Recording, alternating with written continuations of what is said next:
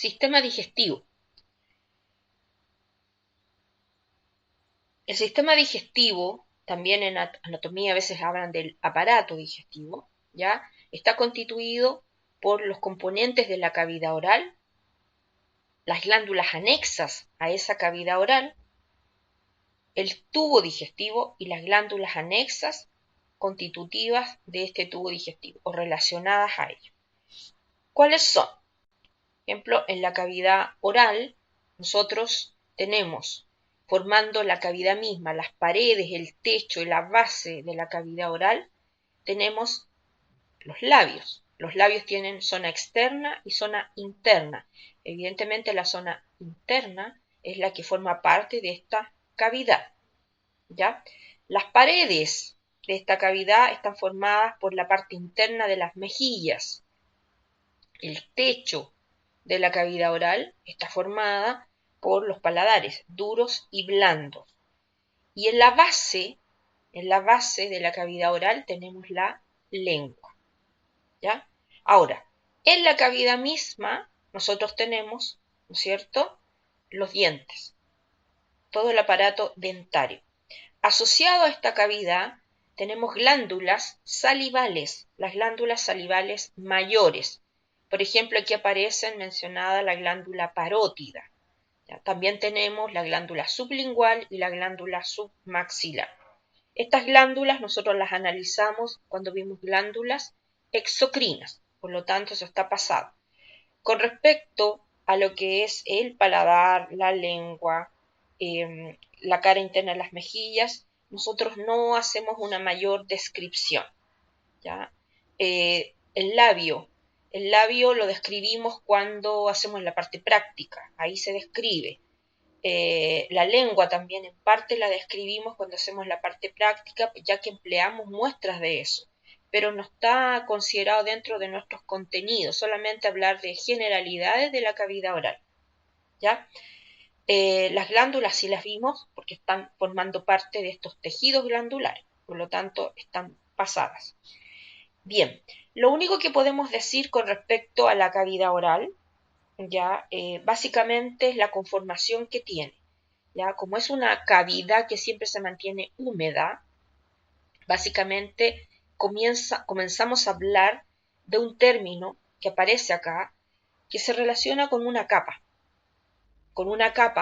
que empiezan a tener los órganos que forman estos sistemas, y en este caso particular la cavidad oral, una capa que se encuentra en contacto con la cavidad misma y se mantiene húmeda debido a la gran cantidad de secreciones que se producen y que se liberan a esa cavidad. Esa capa se llama mucosa. Entonces vamos a acuñar este término nuevo de capa mucosa, no confundir con secreción mucosa. Esta es una capa. Se denomina mucosa porque está siempre húmeda, ¿ya? Ahora, la parte interna de los labios, la parte interna del paladar, la parte interna de las mejillas y también, ¿no es cierto?, las superficies de la lengua tienen esta mucosa. Y las capas mucosas siempre tienen un epitelio de revestimiento y un conectivo laxo, al cual le vamos a denominar lámina propia por sus características defensivas. Cuando nosotros vimos conectivo laxo hablamos de lo que era una lámina propia. Entonces acá, cada mucosa tiene un epitelio de revestimiento y tiene también una lámina propia. ¿Cuál es el epitelio de revestimiento característico y mayoritariamente presente en las capas mucosas de la cavidad oral? Un epitelio estratificado plano no cornificado. Entonces, la superficie de la lengua, la cara interna del labio, la cara interna de las mejillas, en el paladar también, vamos a encontrar, formando parte de esta mucosa, un epitelio estratificado plano no cornificado. O sea, un epitelio que está en zonas húmedas, pero que está sometido a constante roce. Bien, ahora, a través de conductos, ¿no es cierto?, las glándulas salivales envían su secreción a la cavidad oral para que esta secreción, a la cual en general nosotros le llamamos saliva, nos ayude con el proceso de masticación, ¿cierto? A fragmentar los alimentos que ingresan ahí, para luego ser deglutidos y pasar a lo que llamamos el tubo digestivo. Bien, nosotros vamos a hablar del tubo digestivo. Ese sí lo vamos a ver en detalle. Vamos a hablar del esófago, del estómago, de todo lo que es intestino delgado. El intestino delgado es un segmento del tubo digestivo que está constituido por duodeno, yeyuno e ilio. Y también vamos a hablar del intestino grueso, otro segmento del intestino, ¿no es cierto?, pero que está constituido por colon ascendente, colon transverso, colon descendente, y también a esto le agregamos la porción rectal, ¿ya? Terminando finalmente en el ano. Bien, a este tubo digestivo, particularmente relacionados con el duodeno del intestino delgado, se asocian glándulas. El páncreas ya lo vimos. Nosotros estudiamos el páncreas, tanto en su versión exocrina, cuando vimos glándulas exocrinas, y en su versión endocrina, cuando vimos glándulas endocrinas. Bien, la otra gran glándula, y que no hemos considerado y sí está contemplada en este capítulo, es el hígado, al cual se asocia la vesícula biliar. Nosotros no vamos a describir la vesícula biliar, no encontramos que sea tan importante, relevante, ya que muchas personas viven sin vesícula biliar, ¿no es cierto? Lo importante es que podamos reconocer el hígado, ¿ya? Como siempre, bibliografía complementaria que ustedes pueden consultar, de la cual nosotros extraemos parte de la información y también algunas de las imágenes, a no ser que sean imágenes propias. Bien, acá está lo que acabo de señalar, ¿no es cierto?, los componentes del aparato digestivo. Anatómicamente es un aparato, ya histológica y fisiológicamente hablamos de un sistema digestivo. Bien. Comenzamos hablando entonces del tubo digestivo.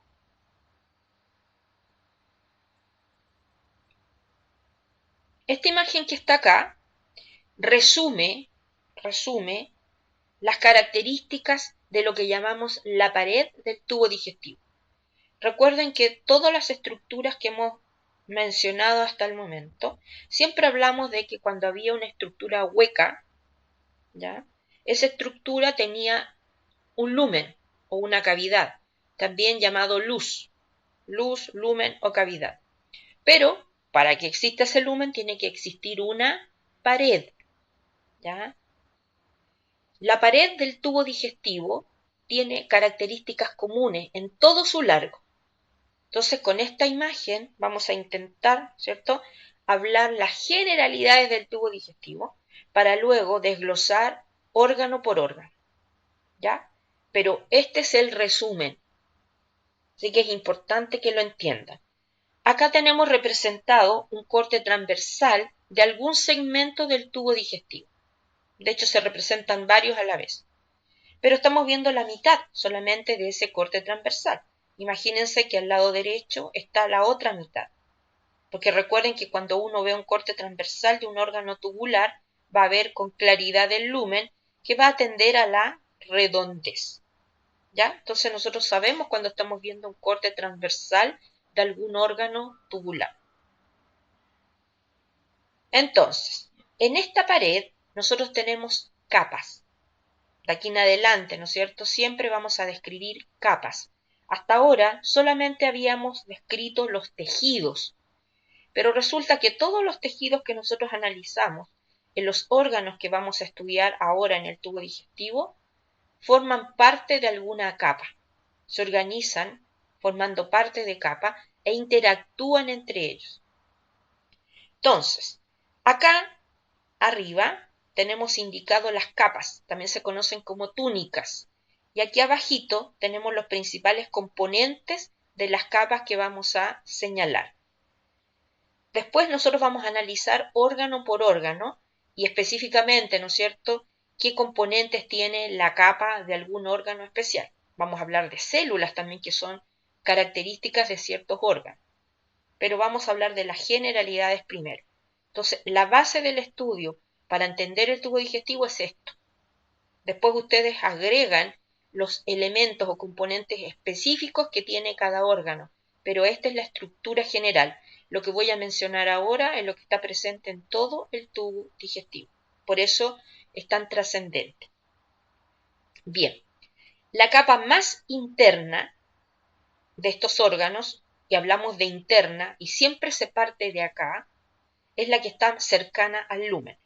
Para describir un órgano tubular, o sea, un órgano hueco, siempre se parte describiendo desde la zona más interna a la más externa. Y la zona interna siempre va a ser la que está más cercana al lumen. A medida que nos alejamos del lumen, vamos hacia la parte más externa. Entonces quiero que primero analicen este dibujo. Acá tengo una superficie. Es un lumen, una superficie interna. Y lo que está representado acá en este borde es un epitelio. Pero aquí, fíjense, también tengo una superficie. Entonces acá también tengo representado otro epitelio. ¿Ya? La mayor parte del tubo digestivo, la mayor parte, porque no toda, presenta dos superficies. La superficie interna está en todo el tubo digestivo, porque todo tiene lumen. Pero la mayor parte de los órganos del tubo digestivo también tienen una superficie externa. Por lo tanto, en ambos tengo epitelios de revestimiento. Pero ¿cuál es el epitelio de revestimiento más importante en todos los órganos del tubo digestivo? Este, el que está en la superficie interna, porque es el propio del organismo, el propio de cada uno de estos órganos. ¿Ya? Lo que pasa que la superficie externa tiene un epitelio que principalmente va a tener como función, ¿cierto?, en todo el tubo digestivo, evitar que se peguen, que se adhieran los segmentos del tubo digestivo entre ellos.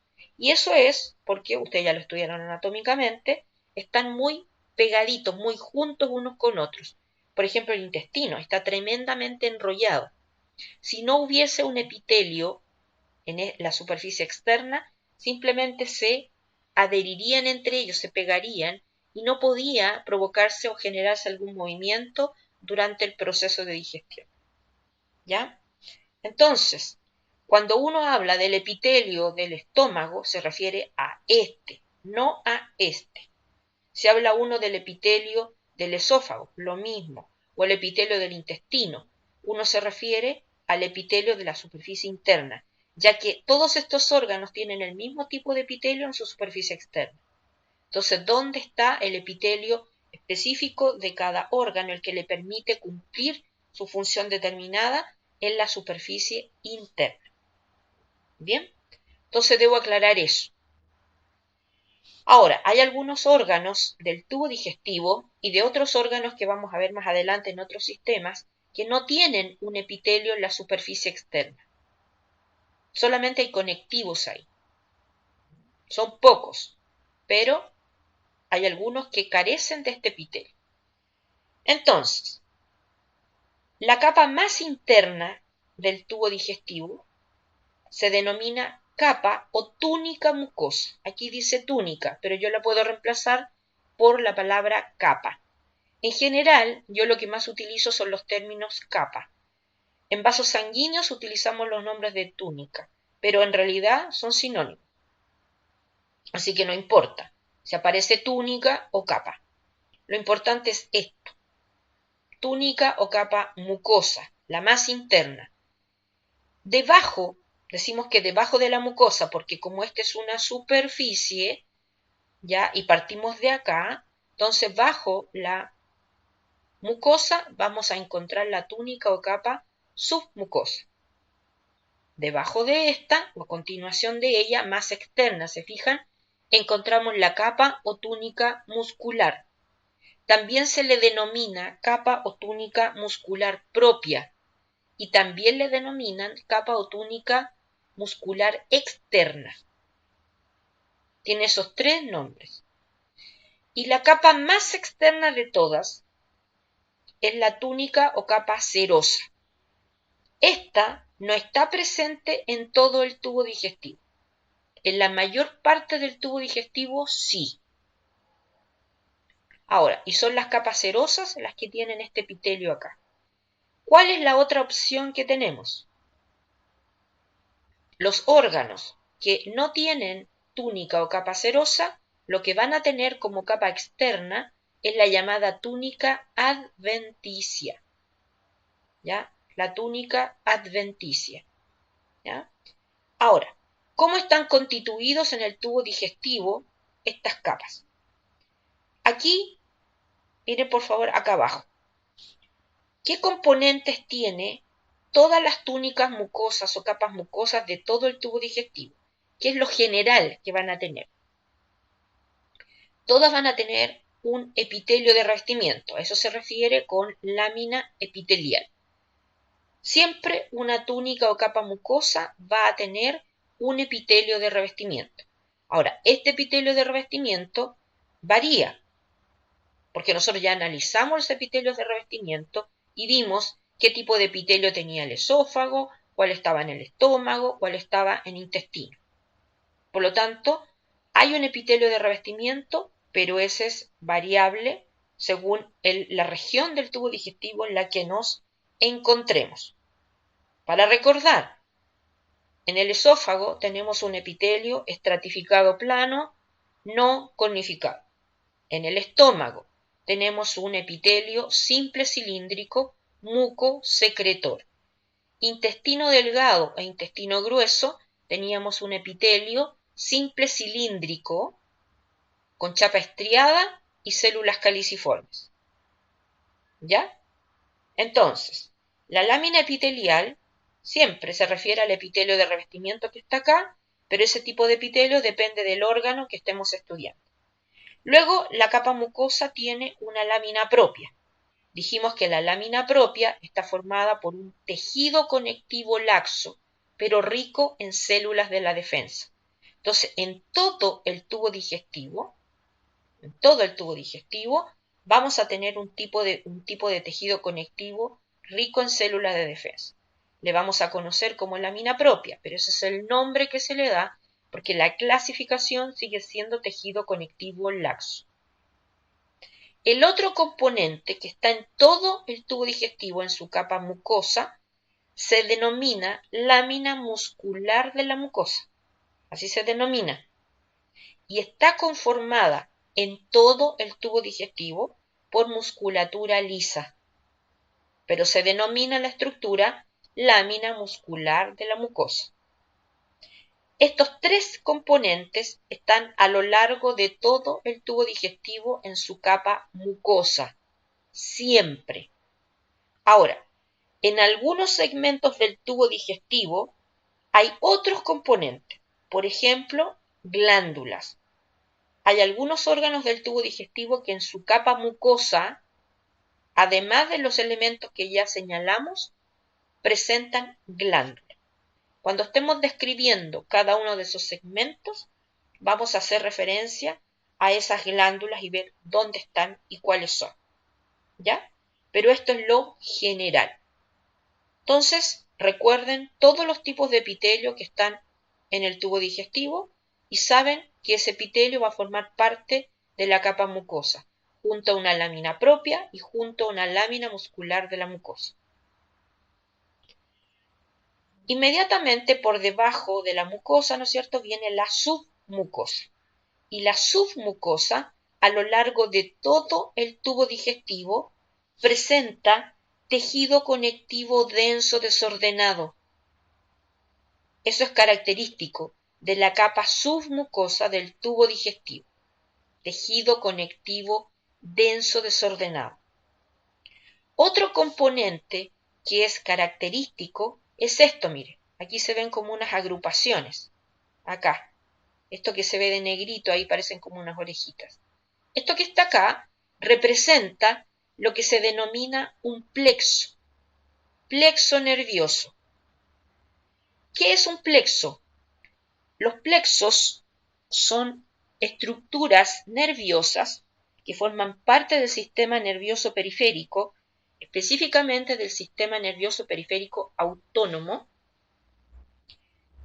y que básicamente están constituidas por somas de neuronas y por fibras nerviosas. Tienen una estructura muy parecida a un ganglio nervioso, pero no tienen una cápsula, o sea, no están delimitados, ya que están inmersos en tejido conectivo, no están recubiertos, delimitados, porque no son un órgano, sino que forman parte de la pared de estos órganos que estamos estudiando. Entonces los plexos nerviosos son eso, agrupaciones de somas de neuronas con fibras nerviosas, ¿ya? Y están dispersos, no está todo junto, no está organizado como un ganglio, ¿ya? En este caso están dispersos e inmersos en tejido conectivo en esta capa submucosa. En el tubo digestivo hay dos plexos. El que está en la capa submucosa se denomina plexo submucoso, pero para efectos de prueba, ¿cuál es el nombre? Plexo de Meissner. Así se denomina el plexo que se ubica en la capa submucosa de todo el tubo digestivo. Plexo submucoso, también conocido como plexo de Meissner. Acá está escrito, abajo. ¿Ya? Bien.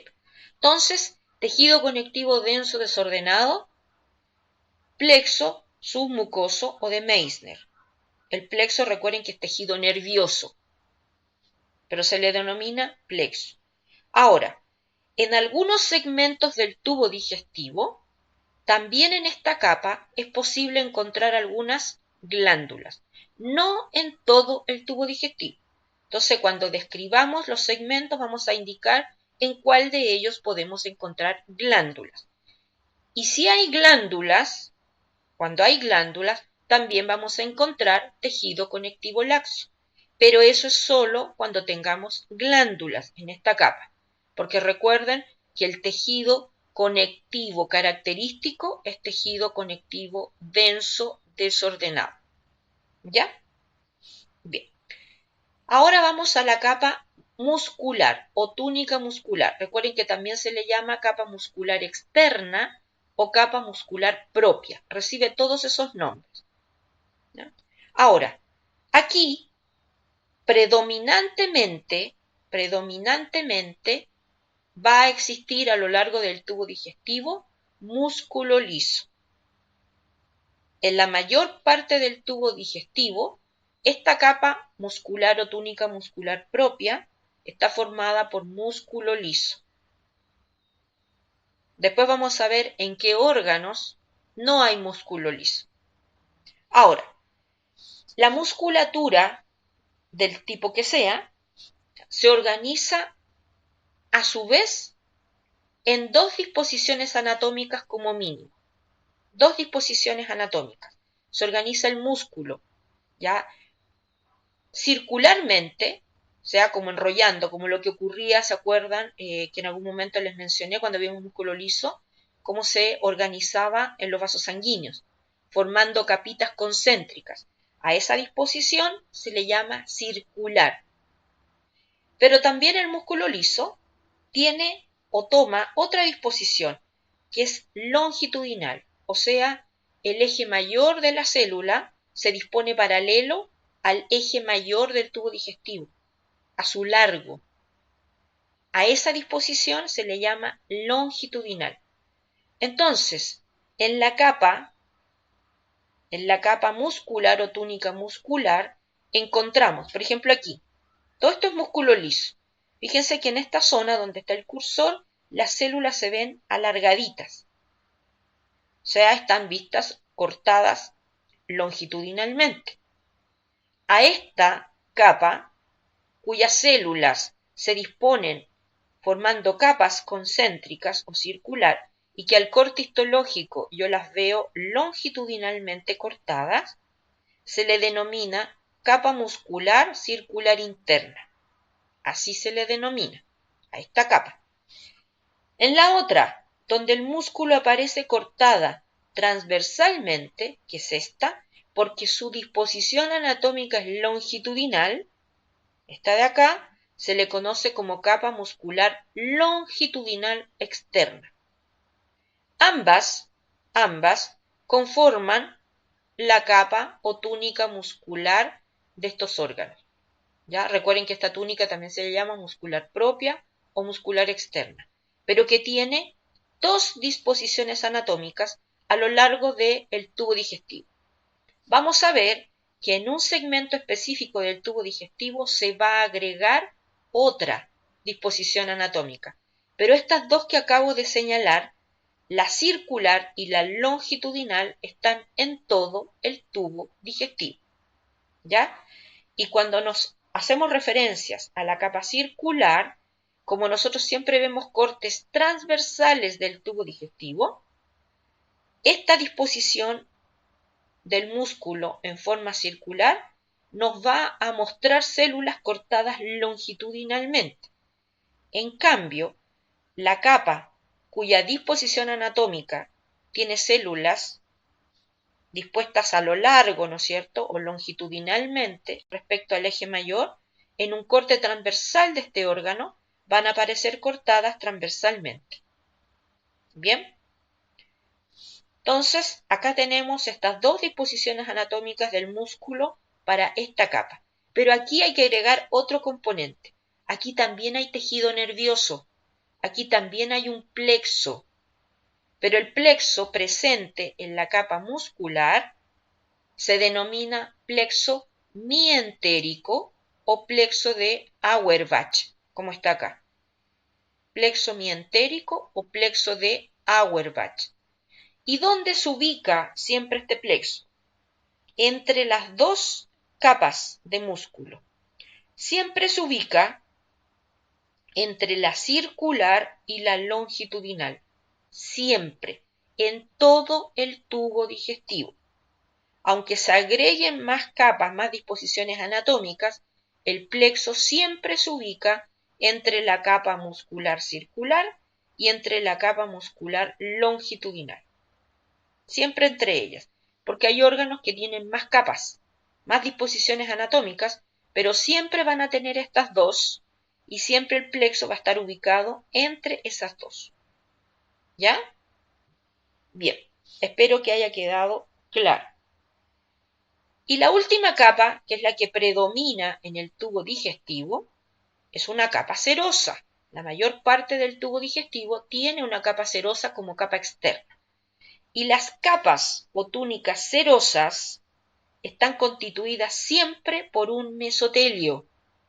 Y recuerden qué era un mesotelio. Un mesotelio es un epitelio simple plano que forma parte de las capas serosas. También de lo que llamamos peritoneo, de los que llamamos pleura. Ya utilizaremos esos conceptos más adelante. ¿Ya? Pero en este caso, cuando hablamos de mesotelio, nos referimos a un epitelio simple plano.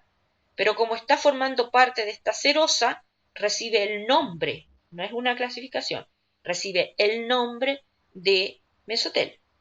Bien, si hay un conectivo laxo, si hay un epitelio simple plano acá, si hay un epitelio simple plano, inmediatamente por debajo de él hay tejido conectivo. Y siempre va a haber tejido conectivo laxo. Ahora, en algunos órganos se suman otros conectivos también, pero la serosa siempre tiene un mesotelio y un conectivo laxo. A eso se le pueden agregar, repito, otros tejidos. En algunos órganos se puede hacer incluso más denso. Entonces, lo que acá dice subserosa hace referencia al tejido conectivo ubicado bajo el mesotelio. ¿Y por qué digo bajo? Porque recuerden que esta de acá, donde está blanco, sería una superficie, pero esta es una superficie externa de este órgano. Por lo tanto, aquí está el epitelio y debajo de él está el conectivo laxo. Ahora, no siempre podemos reconocer el tejido conectivo laxo en estas capas, ya que es muy delgadito. Y ojo, dije tejido conectivo laxo, no dije lámina propia, porque no es lo mismo. ¿Ya? Y lo otro es que en algunos órganos se va a sumar un conectivo a veces un poquito más denso. Pero por definición, una serosa está constituida por un mesotelio, o sea, un epitelio simple plano, más un conectivo laxo. Esos son los componentes de una capa serosa. Ahora, ¿qué pasa cuando no hay capa serosa? Yo les dije que quien la reemplazaba era una capa llamada adventicia. ¿Ya? Bien, las capas o túnicas adventicias están constituidas por tejidos conectivos, jamás por un epitelio, nunca. Las túnicas adventicias no tienen un límite, no delimitan a un órgano, por el contrario, lo conectan con otro.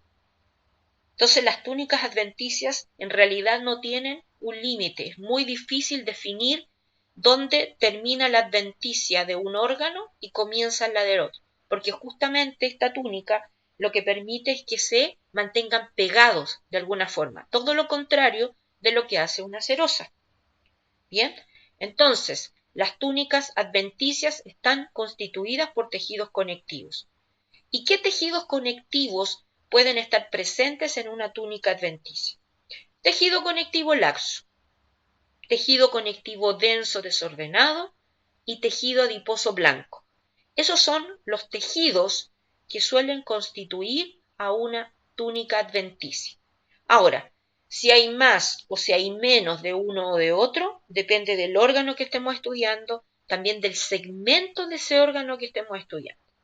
Ahora, en las túnicas adventicias también encontramos vasos sanguíneos y también encontramos nervios e incluso podemos encontrar pequeños ganglios, ¿ya? Pero esos no son tejidos, son estructuras que forman parte o son pequeños órganos que forman parte de otros sistemas que llegan acá.